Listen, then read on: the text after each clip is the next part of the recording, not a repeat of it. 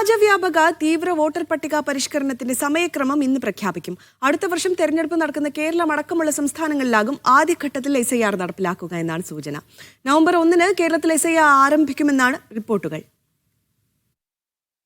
ഇന്ന് വൈകിട്ട് 4:15-ന് ഡൽഹിയിലെ വിഗ്യാൻ ഭവനിലാണ് തെരഞ്ഞെടുപ്പ് കമ്മീഷന്റെ വാർത്താ സമ്മേളനം. നേരത്തെ മുഖ്യ തെരഞ്ഞെടുപ്പ് ഓഫീസർമാരുടെ യോഗം ചേരുകയും SIR-ന് തയ്യാറാകാൻ തെരഞ്ഞെടുപ്പ് കമ്മീഷൻ നിർദ്ദേശം നൽകുകയും ചെയ്തിരുന്നു.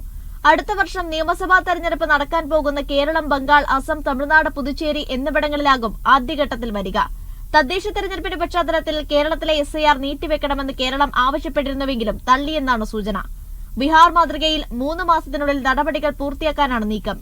അങ്ങനെയെങ്കിൽ കേരളം ഉൾപ്പെടെ 5 ഇടങ്ങളിലും SIR ഫെബ്രുവരി ആദ്യവാരത്തിനുള്ളിൽ പൂർത്തിയാകും.